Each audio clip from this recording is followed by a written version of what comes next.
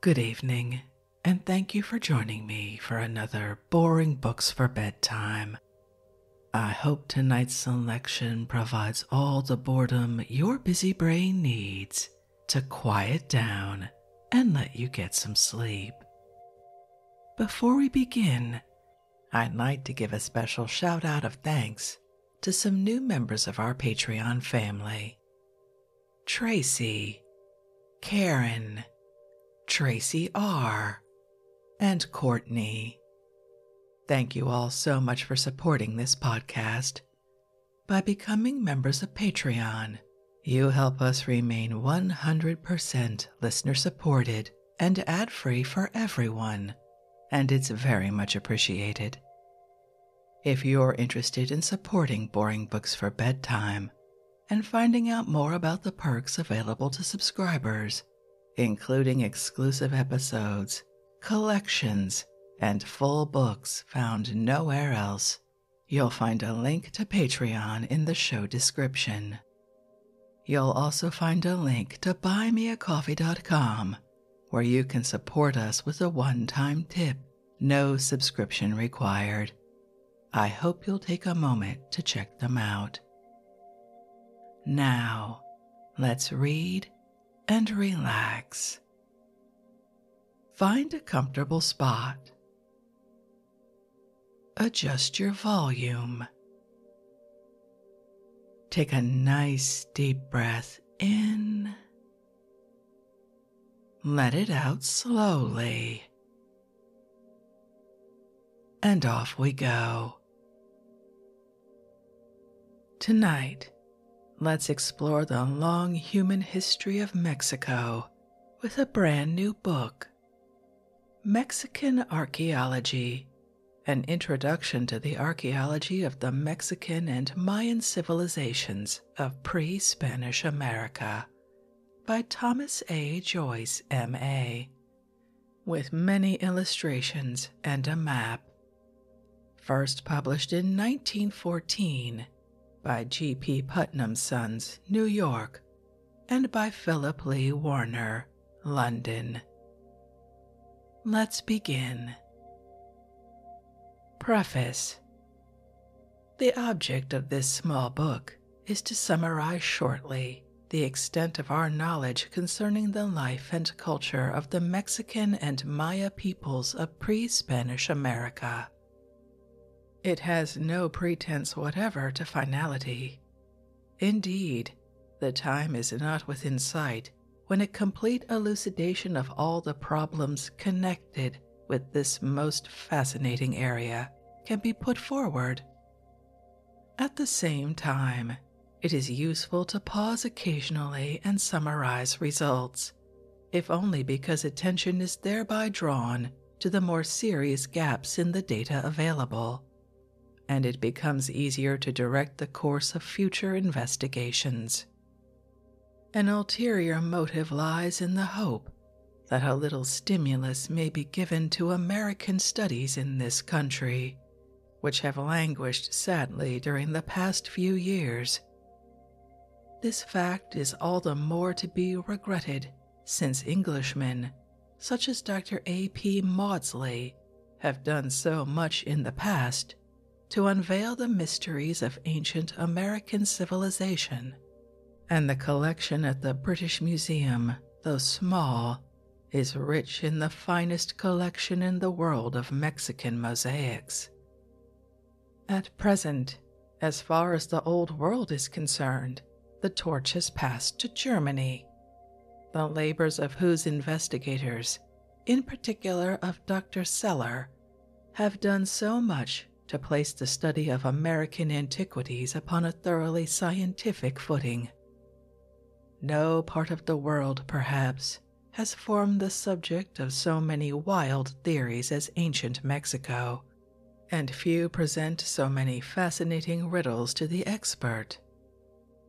It has therefore been impossible in the present work to keep clear of controversial ground, but I have tried as far as possible to take a sane view of each problem, and to indicate in some measure the evidence for each conclusion. many of the suggested solutions are purely tentative and must doubtless be modified in the light of subsequent investigations. This remark applies especially to the scheme of dating which forms an appendix. I am quite prepared to be accused of rashness in presenting it, and I admit that it is purely provisional, but I think it may have its use as a framework for history, and it will at least serve the purpose of exciting criticism. Subsequent to its preparation, a monograph on Maya art by Dr. Spindon has made its appearance under the auspices of the Peabody Museum in America, in which the author provides a somewhat similar scheme. His table differs somewhat from mine, but I think that the reasons for my dating, which I give in the last chapter, render mine the more satisfactory, and I have therefore made no alteration. His full treatment of Maya art has, however, led me to curtail my remarks on that subject, since much of what I had written appears on his pages, and I have rather given emphasis to those points of difference which exist between us. My original intention was to include in the present book a sketch of the archaeology of Nicaragua, Costa Rica, and Panama, but the material proved too great, and I have thought it better to deal thoroughly with the related cultures of the Mexicans and Maya, rather than to give an incomplete or overcompressed picture of the archaeology of a wider area. Even as it is, I fear that certain chapters may have suffered from overcondensation, more especially that on the Mexican gods.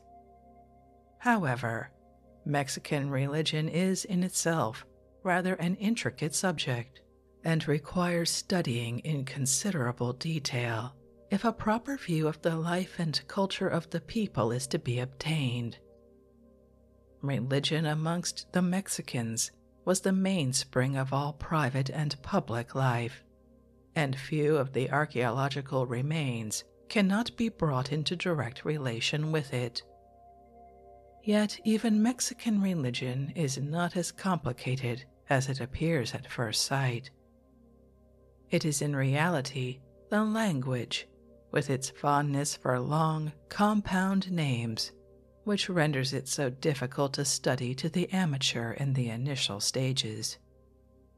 I had also intended to add a bibliographical note, similar to that with which I concluded my volume on South America, but in view of the existence of an admirable bibliography in Dr. Walter Lehman's little monograph, Methods and Results in Mexican Research, I judged it unnecessary.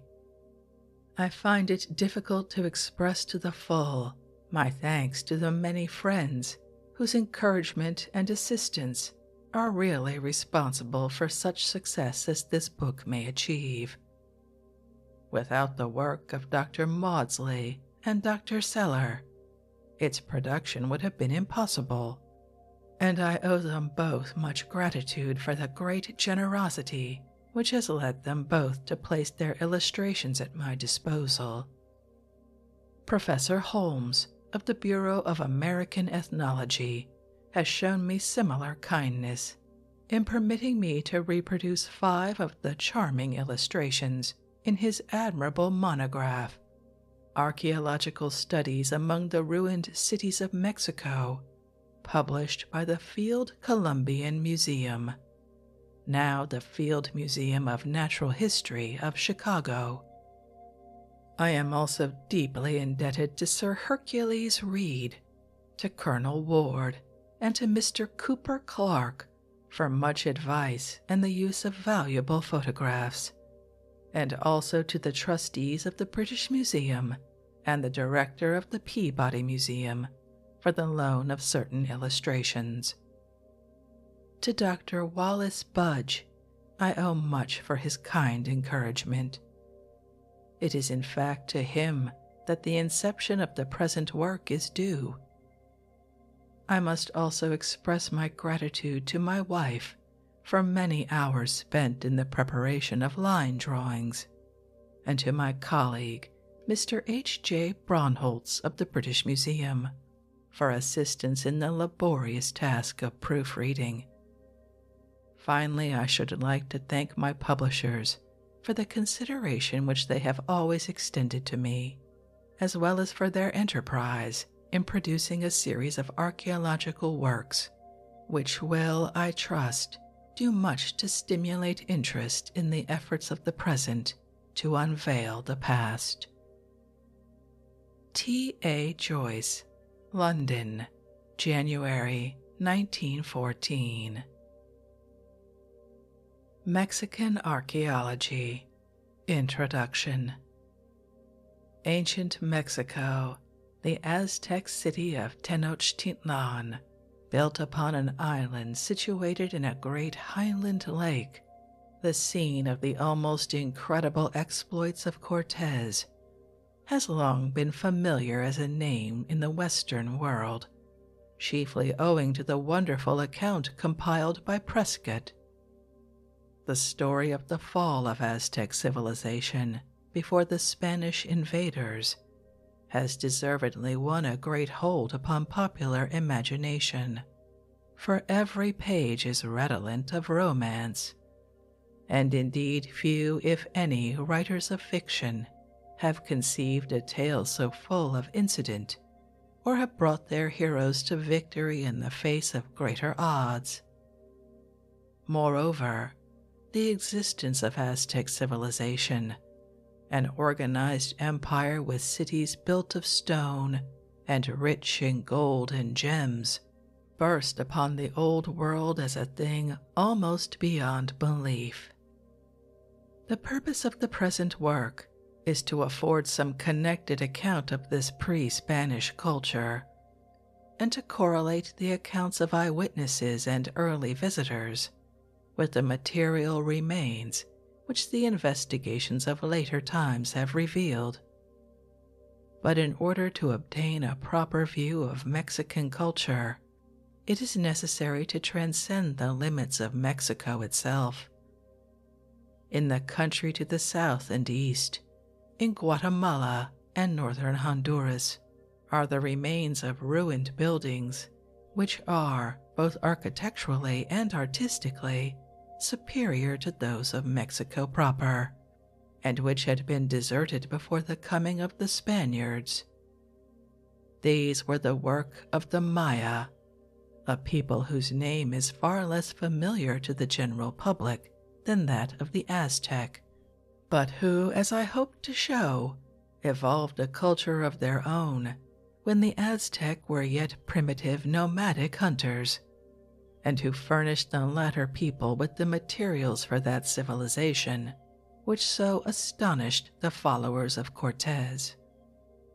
The actual area with which this book deals is roughly that portion of Mexico which lies between the Tropic of Cancer and the northern strip of Honduras. It is divided naturally into two portions, a northern and western, and a southern and eastern, by the depression which cuts across the Isthmus of Tehuantepec. The natural division corresponds very conveniently with the archaeological. To the north and west lies the seat of Mexican culture, to the south and east of the Mayan. But it must be remembered that the Maya-speaking people extended at the conquest practically throughout Veracruz, though they had by that time fallen under Aztec influence. I propose, therefore, to divide this book into two corresponding sections, dealing first with the Mexican area and later with the Mayan. Both from the chronological and cultural points of view, the Mayan area should come first. But as will appear later, we are dependent to so great an extent upon our knowledge of Mexican civilization for our interpretation of Mayan archaeology that it will be more convenient to give the Mexican priority.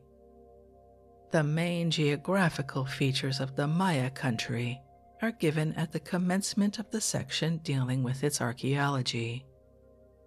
The region immediately under consideration is shaped rather like an inverted pear and consists in the main of a plateau bordered by two converging chains of lofty mountains, which are skirted exteriorly by a strip of low-lying coast. The uniformity of the plateau is broken in many places by steep ravines or barrancas formed by the slow action of rivers, and by occasional highland lakes such as Chapala, Pascuaro, and Mexico.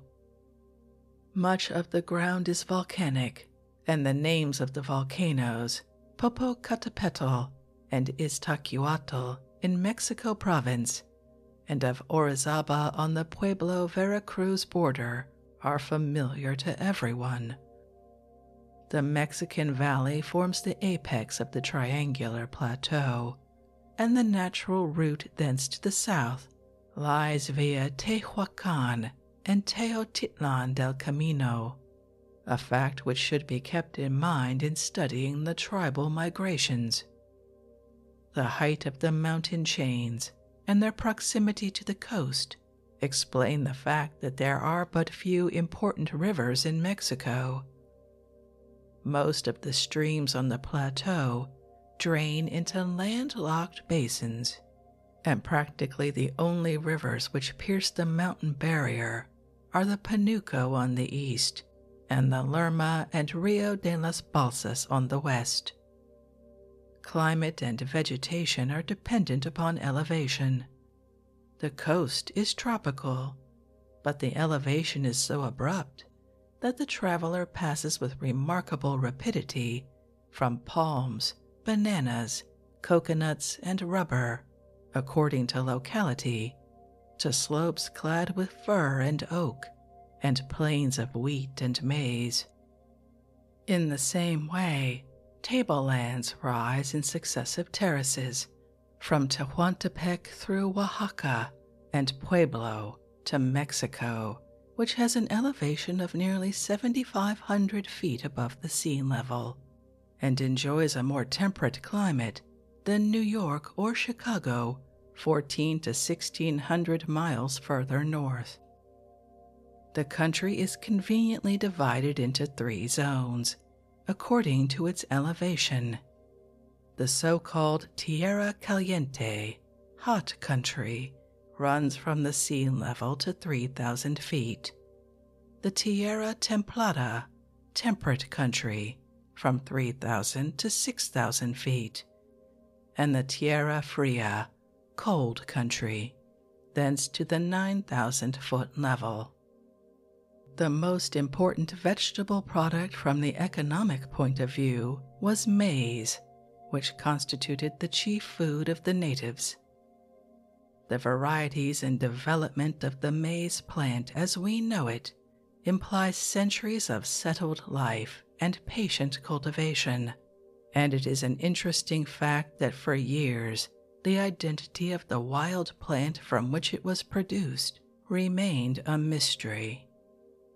Other plants of economic importance were cacao, vanilla, tobacco, and cotton, grown in the hot regions, and the agave or Mexican aloe, which flourishes also in the higher country. The fauna includes jaguar, puma, ocelot, deer, peccary, alligator, rattlesnake, turkey, hummingbird, and the quetzal, the beautiful plumes of the latter being one of the most highly prized articles of adornment. The distribution of these animals is not, however, constant throughout the whole area, but many of them are confined to the warmer countries. Little more need be said, for the purposes of this book, of the physical nature of the country, save that the rainfall is not excessive, being heaviest upon the Atlantic slope, and that, While the land appears to be rising gradually on the Pacific side, much has been lost to the Atlantic on the east. With these few words of introduction, an attempt will now be made to describe the inhabitants of the country and the culture which they built up before they came in contact with the Old World at the beginning of the 16th century. Chapter 1: Mexico, Tribal History.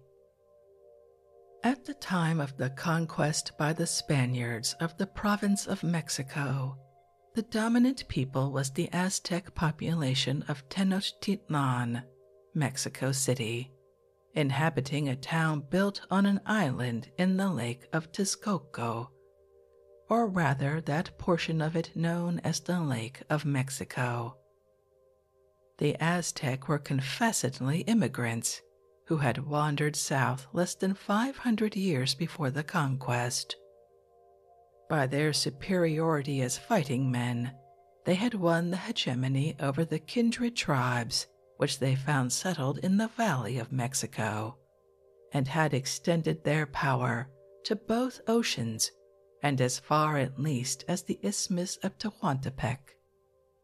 Both they and their immediate predecessors spoke the same language called Nahua, and they appear to be a branch of the great Shoshonean family, which reaches as far north as the state of Montana. Beyond this, their ethnography and language would seem to connect them rather with the coastal tribes of the far northwest than with those to the east of the Rockies, but on this point little can be said at present. Immediately to the north and northwest of the settled peoples of the valley, the steppe country was inhabited by tribes who lived mainly by hunting, called Chichimek and Otomi, the former being almost purely nomadic, the latter to some extent settled. The Chichimek spoke for the most part a language which was essentially Nahua, but the name itself possessed for the Mexicans rather a cultural than a linguistic significance, and meant little more than nomadic hunters. The Otomi tongue was different and extended down to the valley of Toluca through the people known as Mazwa to the Matlatzinca. South of the last, among the Tlaxica, around Cuernavaca, Nahua again prevailed. In the hilly volcanic country around Lakes Pascuaro and Chapala, a third speech was found, the Tarascan, of which the exact affinities are still doubtful.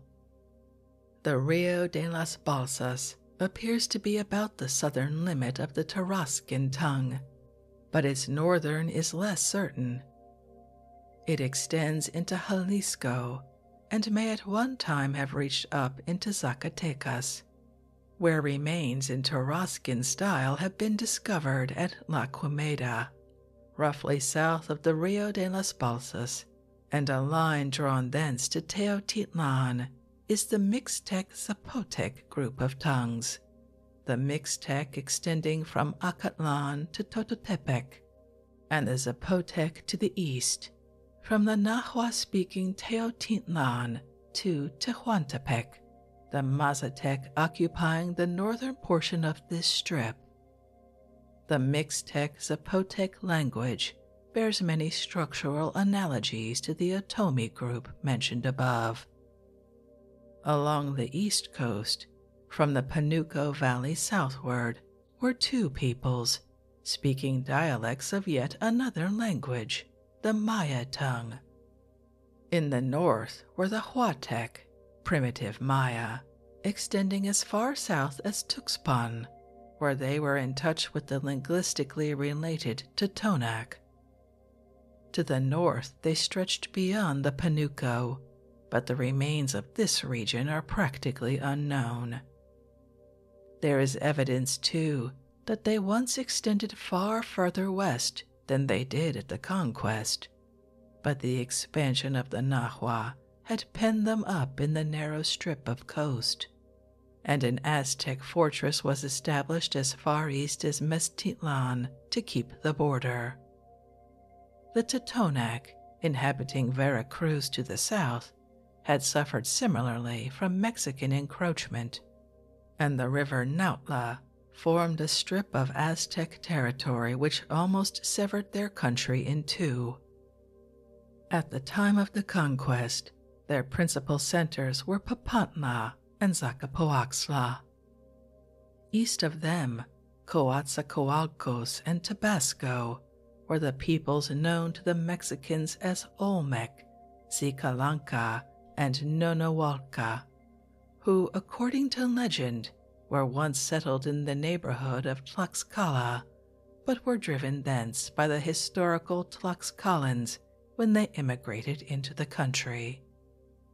The early history of these tribes is very difficult to elucidate from the tangled mass of migration myths, often contradictory, which have survived.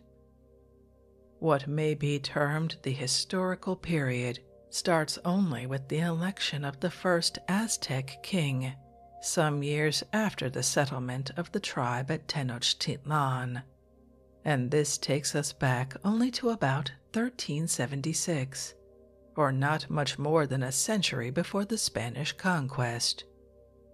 The Aztec, when they arrived, found a number of Nahua-speaking Chichimec in occupation of the valley, and these Chichimec had themselves found the remains of a culture far above their own, to which they gave the name of Toltec.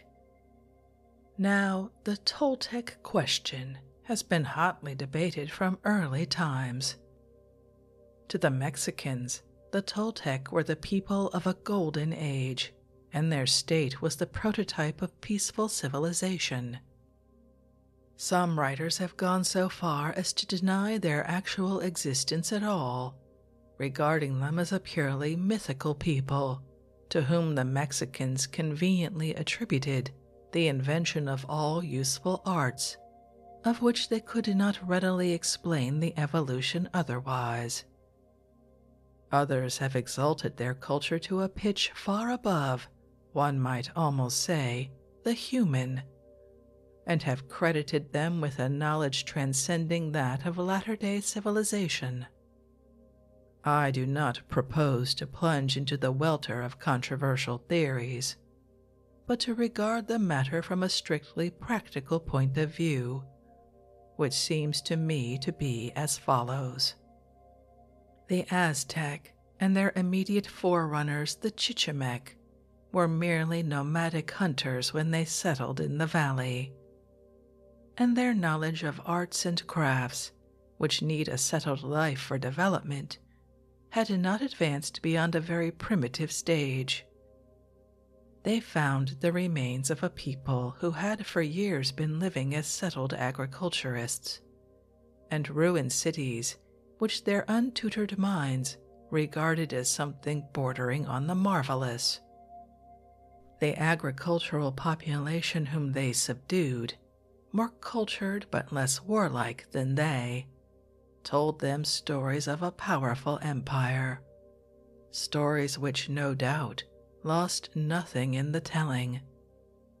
To this empire they gave the name of Toltec, from the city of Tulan or Tallinn, which was its reputed center.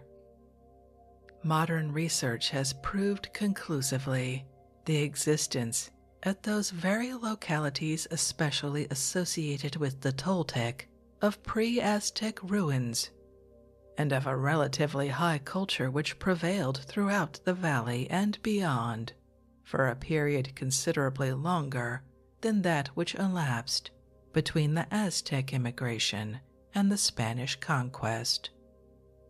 As a mere matter of evidence, I cannot see that any name can be given to this pre-Aztec culture other than that of Toltec, and further that it is possible to deny at least a foundation in fact to the myths connected with this people. However, even so, the difficulties connected with the question are not entirely solved. Sahagan states definitely that the Toltecs spoke Nahua, and relates a migration myth which brings them into contact with the Nahua peoples before the settlement in Tulan. Another legend makes the founder of their state a Chichimek, one Mixco Amazatzin, whose name bears a strong resemblance to that of the Chichimek hunting god, Mixcoatl, compounded with the native word for the miraculous deer, Mazatl, with which he was associated. Further excavation has proved that before the Toltec culture, another of lower grade existed in the valley. This culture, at present the earliest of which traces can be found, strongly resembles that of the Tarascan, and it rather merges into that of the Toltec, while the latter is separated from that of the later Nahua by a definite line of demarcation. As far as the evidence goes at present, it is fair to draw the conclusion that the first settled agriculturists in the Mexican Valley were of the same stock as the agricultural people around Lake Pascuaro, that upon them descended a Nahua tribe from the north, coming in sufficient strength to impose their language, who built up a culture which surprised the subsequent immigrants of similar race, when, at a considerably later period, they followed in their footsteps. The tendency of rude hunting tribes to rapid development when they adopt settled life has not yet been fully recognized. There is no finer training for the human faculties than the pursuit of hunting. It hardens the body, sharpens the observation, and engenders a perpetual readiness to meet sudden emergencies. Agriculture, on the other hand, while promoting the development of the useful arts to a certain pitch, is apt to result in stagnation. Students of African ethnography are well aware that nearly all the great kingdoms which have bloomed from time to time in Central Africa have had their origin in the descent of a nomadic tribe upon an agricultural, the former becoming sedentary and developing the arts which they received from the latter far beyond their previous limits. This point, however, is rather by way of illustration, for it does not wholly suffice to account for the Toltec civilization, though it helps to explain the rapidity with which the Aztec assimilated and developed the remains of it.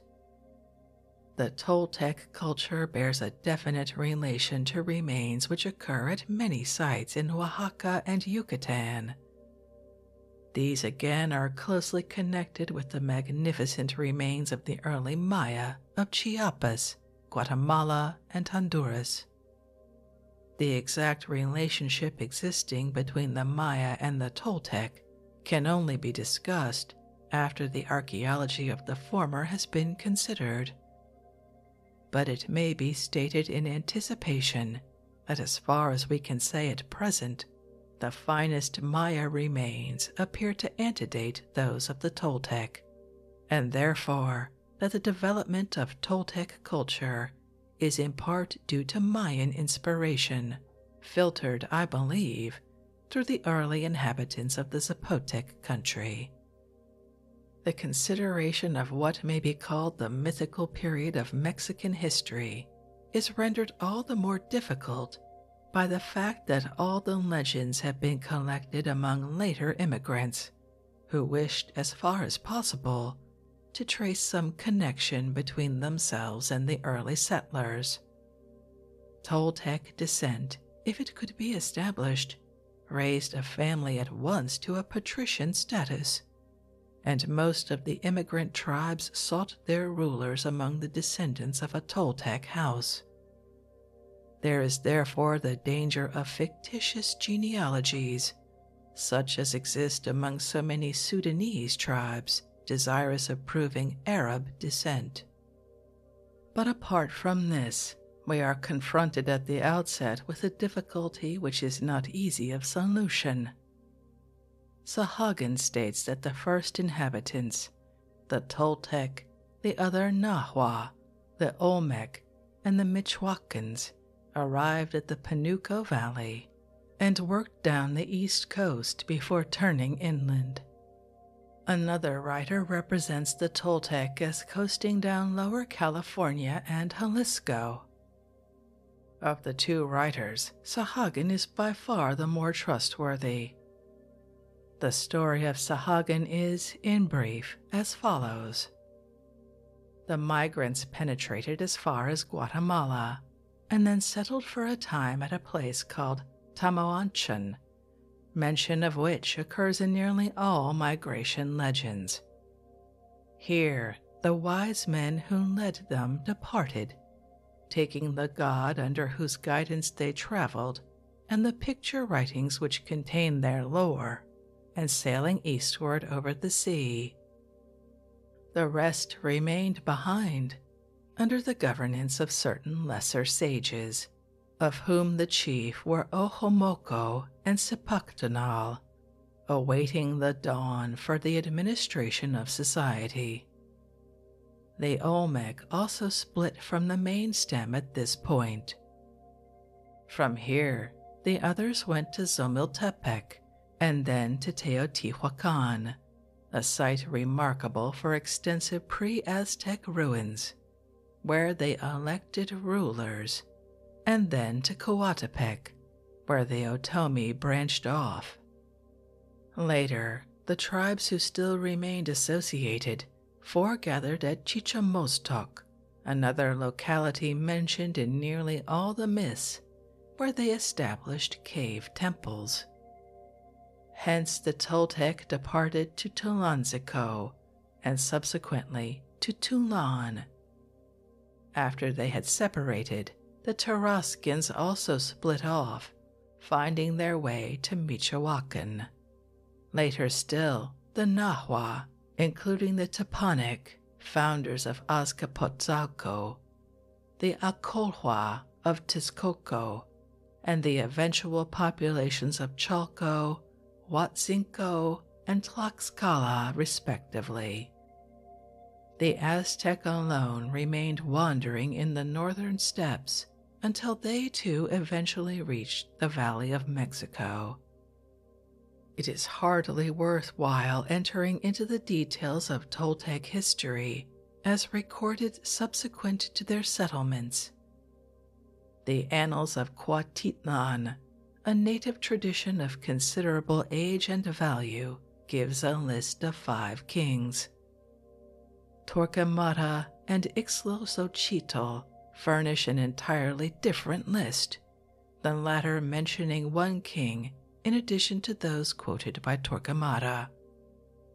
All that need be said is that the Toltec were ruled by priest kings, representatives of their god Quetzalcoatl, who according to one legend was their first ruler, and that the downfall of their power was heralded by the separation of the temporal and religious authority. The cause of that downfall seems to have been the gradual incursion of later Nahua immigrants. Signs of degeneration are not wanting in the legends connected with the later reigns, in particular, the introduction of human sacrifice. At the fall of the kingdom, a great emigration took place in the direction of the east, to Tabasco and beyond, and so the story tells, via Tehuacan and Teotitlan to Soconusco. Many of the Toltec, however, remained behind, especially in Colhuacan, Cholula, and Huejocinco.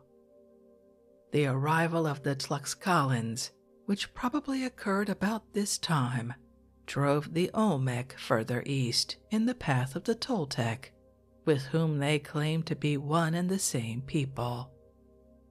No doubt, however, the Tlaxcalans absorbed a large percentage of Toltec blood, a fact which intensified their friendship for the people of Huatzinco and their ineradicable hostility to the Aztec.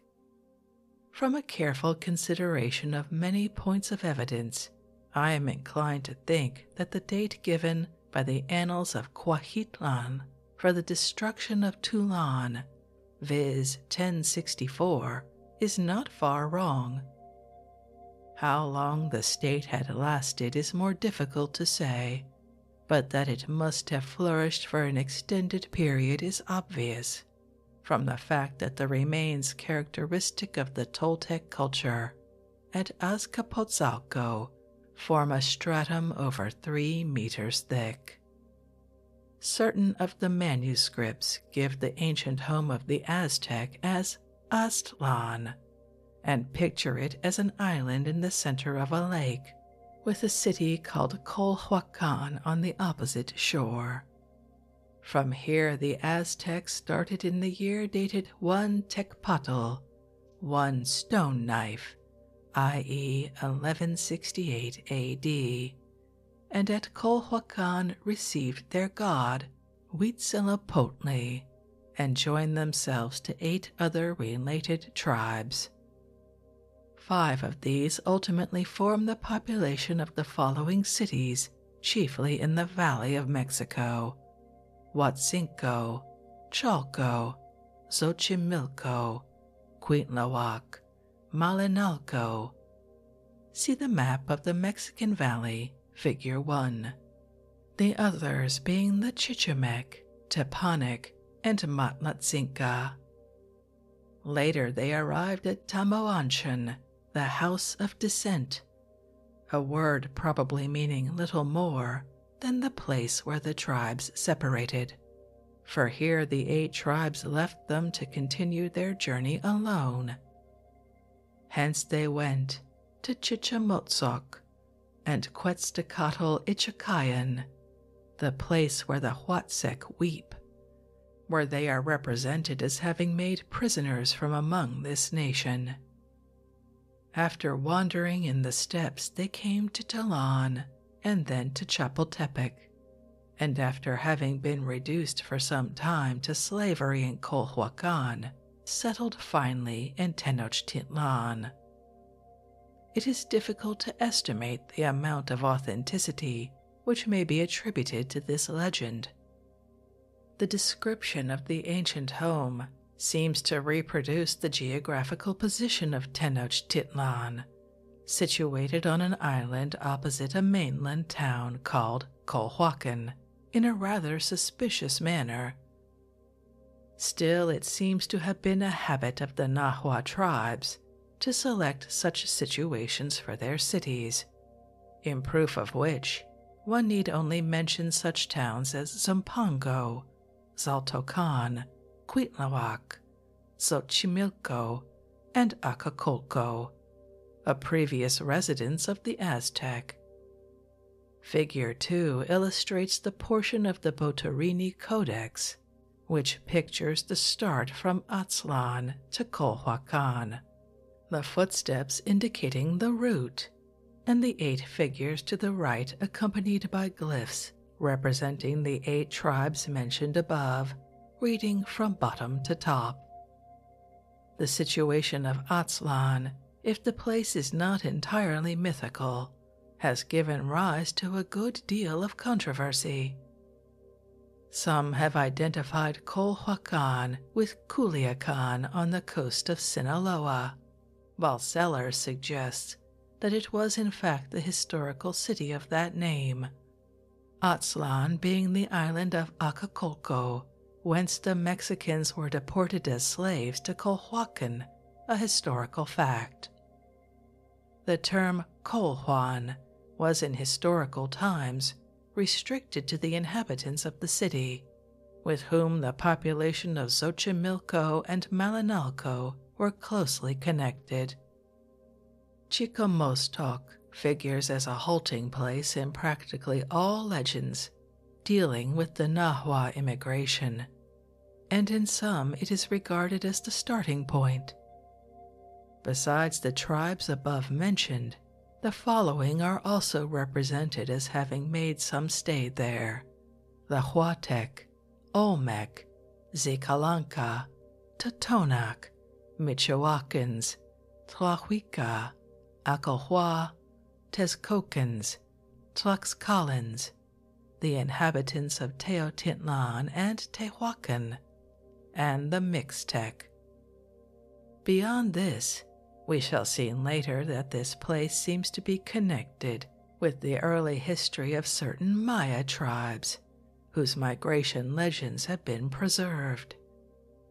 Indeed, it seems bound up with the mythical history of all the tribes of Mexico and the greater part of Central America, with one striking exception, the Zapotec, and as such must belong to an earlier movement of tribes than the actual Aztec migration from Aztlan.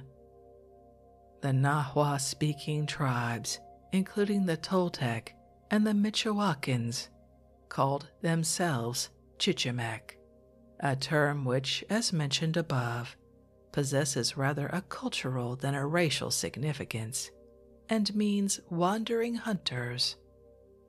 In fact, the Aztec are shown in manuscripts as skin-clad archers on their migration, fighting with the inhabitants of the valley, who are represented as dressed in textiles and armed with a wooden sword edged with obsidian.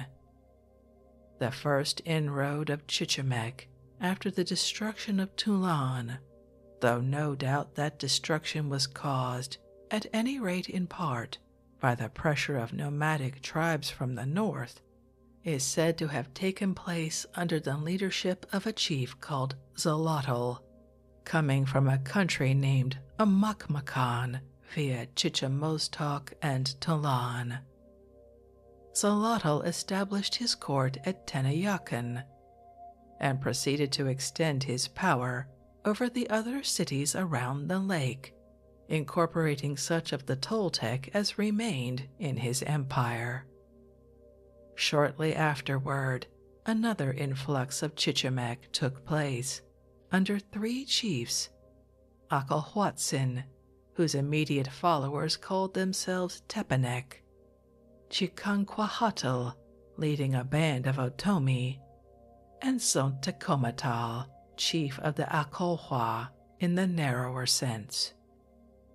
These chiefs allied themselves with Xolotl, and the first 2 were given his 2 daughters in marriage, receiving at the same time the towns of Azcapotzalco and Xaltocan respectively as residences. Zontecomatl married a woman from Chalco and established himself at Coatlacan.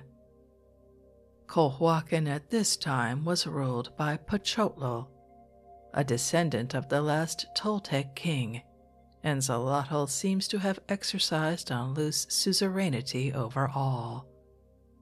The invaders rapidly adopted the remains of civilization which they found in the valley and applied themselves to agriculture.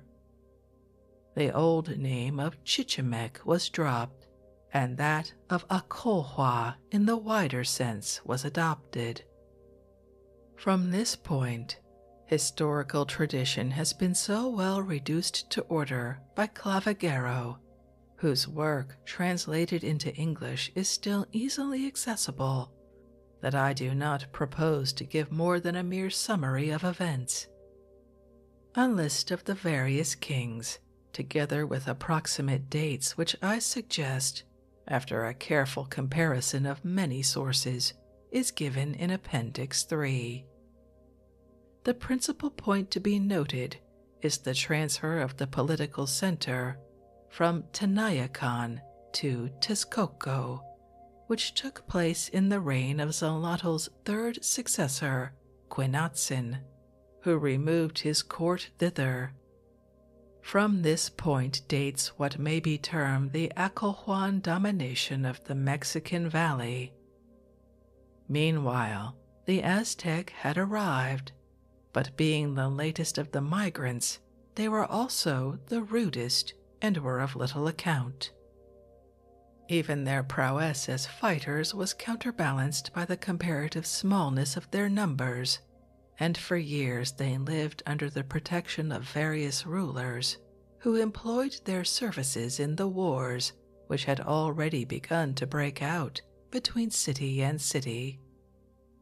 In the reign of Nopaltzin, Xalottl's successor, they are said to have been settled at Chapultepec, but being oppressed by the chief of Xaltocan, they removed to secure, though less comfortable quarters, on the group of islands called Acapulco at the south end of the lake.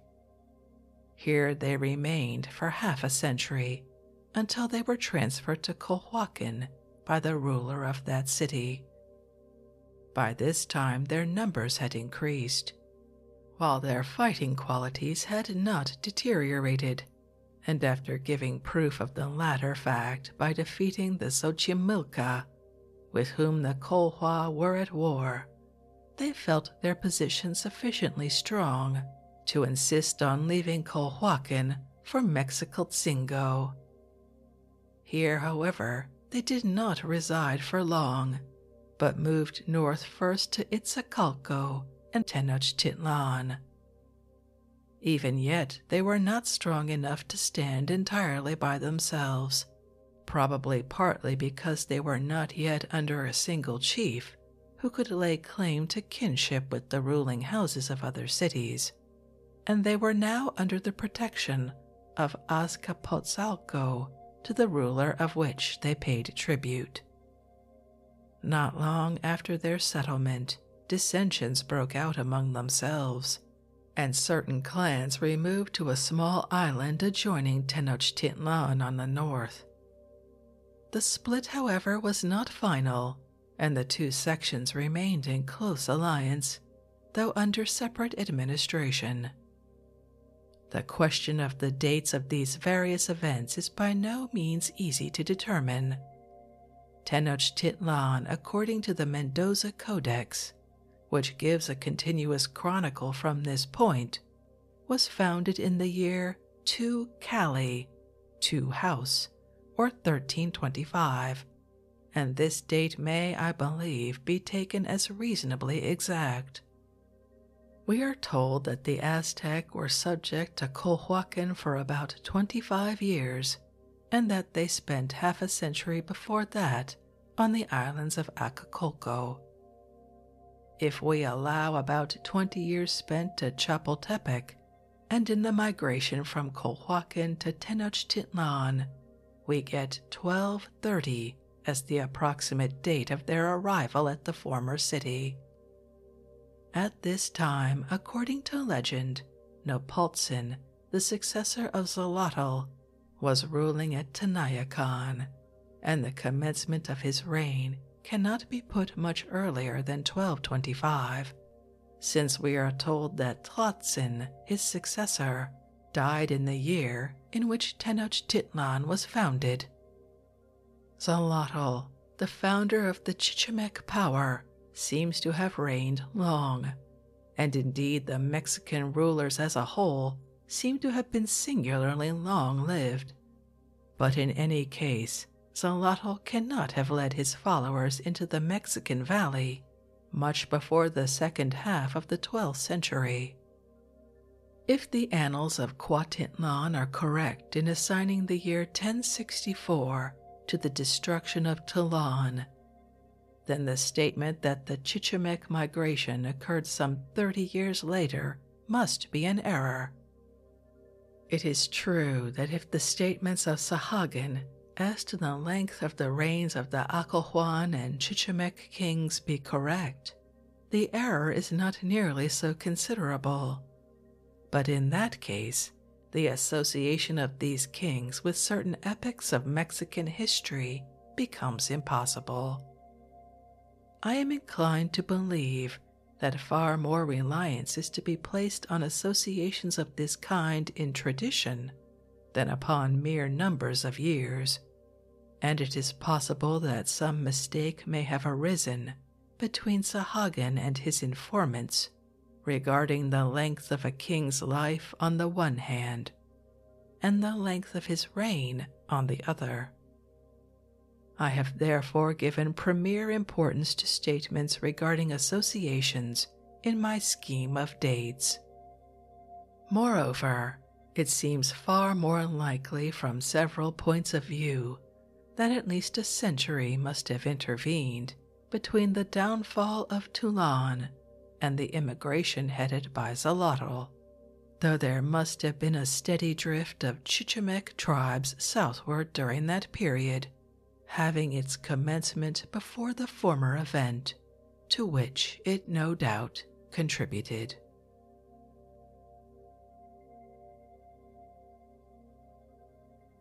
And with that supposition, I think we'll end this evening's reading from Mexican Archaeology, for which I'm going to profoundly apologize because I'm positive I mangled a lot of those words. I hope you were able to enjoy it despite that. If you'd like to read this work for yourself and see the many fascinating illustrations, as always, you'll find a link to a free ebook from Project Gutenberg in the show description. If you'd like to connect, suggest a boring book you'd like to hear read, or request more from one we've already started, you can drop me an email via our website, www.boringbookspod.com. It's always a pleasure to hear from you. Thank you so much for joining me for this evening's reading. Until our next boring book, good night.